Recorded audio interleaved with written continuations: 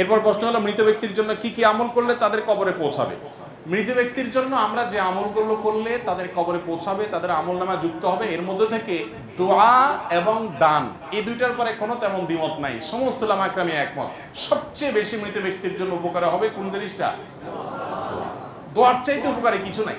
এক হাদিসে আসছে নবীজি সাল্লাল্লাহু আলাইহি সাল্লাম বলেছেন, একজন মানুষ মৃত্যুর পর তাকে আল্লাহ রাব্বুল আলামিন জান্নাত দিয়েছেন, জান্নাতি হিসাবে তার মর্যাদা আল্লাহ তাআলা বাড়িয়ে দিয়েছেন, আফার ক্লাসে দিয়ে দিচ্ছেন, প্রমোশন দিয়ে দিচ্ছেন।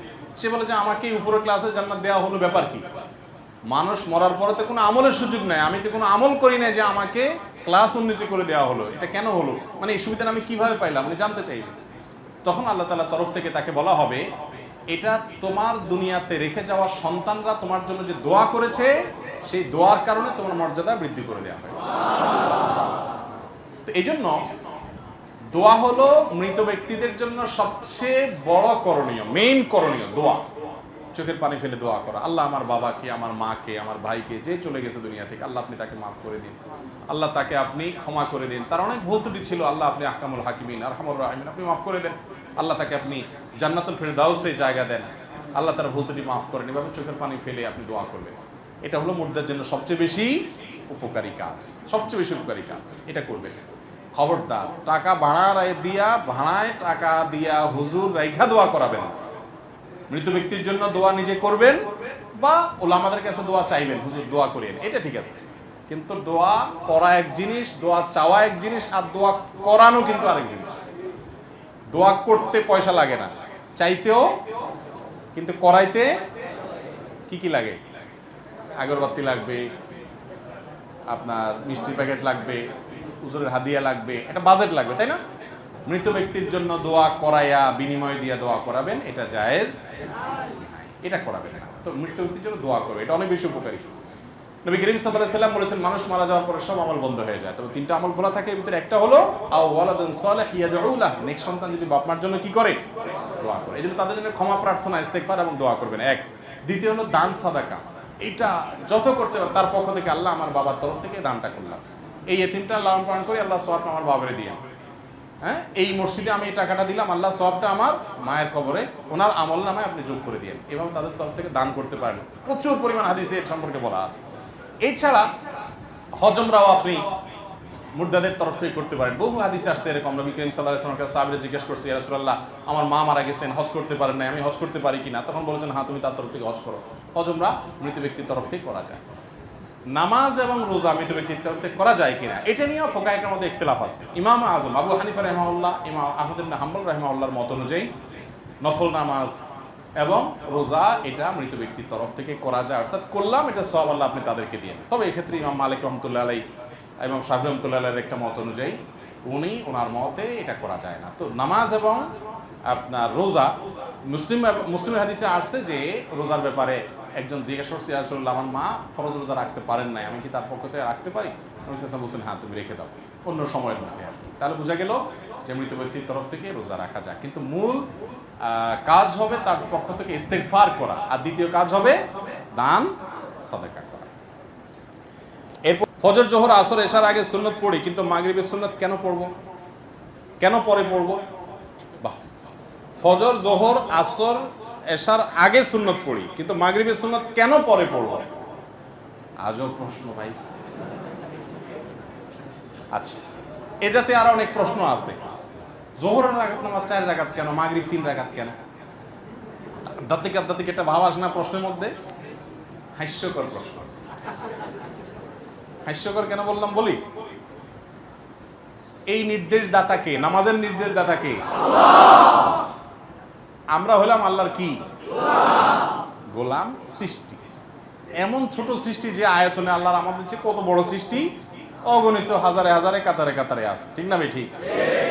এখন ক্ষুদ্রাতি ক্ষুদ্র এই সৃষ্টি জিজ্ঞাসা করতেছে, আল্লাহ কেন আমাদেরকে এটা বলে? হাস্যকর না? বুঝেন নাই পুরাপুরি? আপনি ধরেন একটা বড় ইন্ডাস্ট্রির মালিক, আপনি একজন বড় ব্যবসায়ী, আপনি একটা বড় পদস্থ কর্মকর্তা, অনেক বড় দায়িত্ব পালন করেন, আপনি মন্ত্রী, মিনিস্টার, অনেক। আপনার একজন হাউস ড্রাইভার আছে, অথবা আপনার একজন পিয়ন আছে। এ আল্লাহর বান্দা, তারা আপনি হয়তো বললেন যে গাড়িটা নিয়ে অমুক জায়গায় যাও, আবার অমুক জায়গায় যাও, এই কাজটা করো, এর এই টাকাটা দিয়ে আসো, ওখানে ওইটা করো, এর 1 লাখ দিও, ওরে 50,000 দিও। এই যদি জিজ্ঞেস করে স্যার এর 1 লাখ দিয়ে দিবেন, এখানে 50,000 কেন বললেন? তো এটা হাস্যকর প্রশ্ন কি না বলেন? এটা তো তোমার বুঝার কথা না বাবু। আমি কোথায় কি করতে বলবো এই সব রহস্য যদি তুমি বুঝে যাও, তাহলে তো তুমি আমার মতো ব্যবসায়ী হয়ে যেতে। তোমার তো এটা জানার দরকার না আমি কোথায় কি জন্য দিতে বলছি, ঠিক না ভাই? ঠিক। আল্লামা ইকবাল বলেছেন, জু সমঝ মে আ গই वो फिर खुदा क्यों कर हुआ। যে আল্লাহর সব কিছুকে আপনি আপনার ক্ষুদ্র মস্তিষ্ক দ্বারা রপ্ত করে ফেলেছেন, বুঝে ফেলেছেন, আয়ত্ত করে ফেলেছেন, সবকিছু আপনি ধরে ফেলেছেন, সে আবার আল্লাহ কেমন? আল্লাহ তো এমন এক সত্তা যে তাকে আপনার এই ক্ষুদ্র ব্রেন দিয়ে পরিপূর্ণ ক্যাপচার করতে, তার সবই যদি আপনি বুঝে যান, তাহলে আপনার সাথে তার পার্থক্যটা কি? বুঝেন নাই কথা? অনেক যুক্তি আমি দিতে পারবো। অনেক ওলামায়ে কেরাম, আশরাফুল থানভির একটা কিতাব আছে, আল আজওবা আল মুসকেতা নামে আরবিতে একটা কিতাব আছে, আমার কাছে আছে। আমি অন্তত 5টা জবাব দিতে পারবো যে কেন মাগরিবের পরে সুন্নত, যোহরের আগে সুন্নত, মাগরিবের আগে কেন নাই, তারপরে যাই এখানে 3 রাকাত কেন, ওখানে 4 রাকাত। এটা নিয়ে অনেক ওলামায়ে কেরাম, অনেক গবেষকরা গবেষণা করে অনেক হিকমত, অনেক রহস্য আবিষ্কার করেছেন। কিন্তু মূল কথাটা আমি আপনাদের বলছি, সেটা হলো যে গবেষকরা গবেষণা করে বের করেছেন, সেগুলো জানার পরে আমাদের ঈমান বাড়বে, আমরা জানবো, ঠিক আছে। কিন্তু মূল কথা মাথায় রাখতে হবে যে আমি তো আল্লাহর সৃষ্টি, আল্লাহ আমাকে কোন নির্দেশ কেন দিয়েছেন, এটা যদি আমি আল্লাহর এইটার ব্যাপারে যে প্রশ্ন তুলি, তার মানে আল্লাহকে আল্লাহ হিসেবে আমি স্বীকারই করলাম। তিনি যদি আল্লাহ হন, আমি যদি তার সৃষ্টি হই, আমি আমার এই প্রশ্ন রাখার নৈতিক অধিকার কোত্থেকে আসে? আমি যদি সব বুঝেই ফেলি, আল্লাহর সব কিছু রহস্য ধরে ফেলি, তাহলে তো আল্লাহ হলেন কিভাবে উনি? সেই মহান সত্তা আল্লাহ মানেই হলো, আরে ভাই দুনিয়ার প্রধানমন্ত্রী, দুনিয়ার প্রেসিডেন্ট, দুনিয়ার মন্ত্রী মিনিস্টার, দুনিয়ার ব্যবসা বাণিজ্য যারা করেন, সে ড্রাইভার আর মালিক দুইজনই মানুষ, দুইজনই, কেউ কারো স্রষ্টা না। সে মানুষ হয়ে যদি উপরস্থ ব্যক্তি বস, তিনি তার কোন চিন্তা থেকে কোন গুটি কোথায় চলেছেন, কোনটা কোথায় দিয়েছেন, তার কারণ কি, রহস্য কি, এটা যদি আমি তার একজন ক্ষুদ্র কর্মচারী হিসাবে আমার বোঝার ক্ষমতা না থাকে, তাহলে একজন সৃষ্টি হয়ে কিভাবে স্রষ্টার কাজের রহস্য বোঝার চেষ্টা করে? নাস্তিকরা এই সমস্ত প্রশ্ন খোঁচায় খোঁচায় খোঁচায় আপনাদেরকে দেয়, আপনারা অনেকে চিন্তা করেন হ্যাঁ তাই তো তাই তো তাই তো।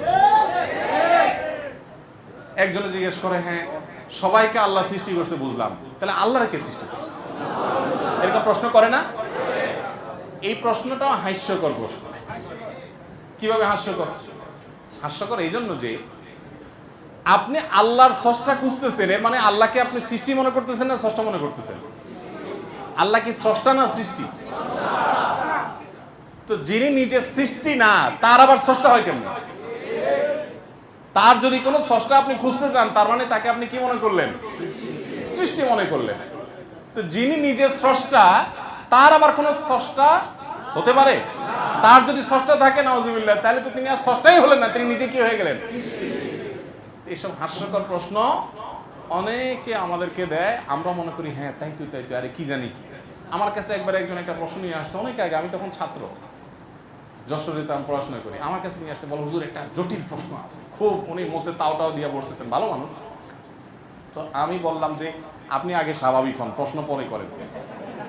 কেন? আমি তো যেইভাবে আপনি মোসে তাওটাও দিতেছেন, মনে হয় যে এই প্রশ্ন উঠতে চান। এমনও হইতে পারে আপনার প্রশ্ন শুনে আমি ঠিক করে হাসে দিব, কারণ এটা কোনো প্রশ্ন হলো? এত সহজ প্রশ্ন হইতে পারে, কিন্তু আপনি মনে করতেছেন আজকে ধরছি হুজুর রে। তো অনেকে এই ধরনের প্রশ্ন করেন, বিশেষ করে ইসলাম বিদ্বেষী আমাদের যে বন্ধুরা আছেন ওনারা। আমরা তো আমাদের রবের উপর ঈমান আনছি, ঠিক না? ঠিক। আপনি যদি সব কিছু বুঝে বুঝেই করবেন, আপনার বুঝে না খাটলে করবেন না, তাহলে তো আপনি আল্লাহর প্রতি ঈমানদার না, আপনি আপনার বুঝের ঈমানদার। আপনি গোলাম কি আপনার বুঝেন না আপনার আল্লাহর? আপনি দুনিয়াতে যা বুঝেন তার সব সঠিক, জীবনে বহু কিছু বুঝছেন সঠিক, পরে ভুল হয়েছে, এরকম হয় নাই? তাহলে আপনার বুঝের উপরে কিভাবে আপনি ভরসা করতে পারেন? গোলাম আপনিও, গোলাম আমিও। আমি আহকামুল হাকিমের গোলাম, আপনি আপনার নফসের গোলাম। আপনি আপনার প্রবৃত্তির গোলাম, আমি রব্বুল আলামিনের গোলাম। আপনি আপনার বিবেকের গোলাম, আমি বিবেকের সৃষ্টিকর্তার গোলাম, ঠিক না? ঠিক। অতএব এই সমস্ত হাস্যকর প্রশ্ন শুনে আপনারা খুব সিরিয়াস হয়ে যাবেন। এটা সিরিয়াস হওয়ার কিছু। আস-সুন্নাহ ফাউন্ডেশন, উম্মার স্বার্থে সুন্নাহর সাথে।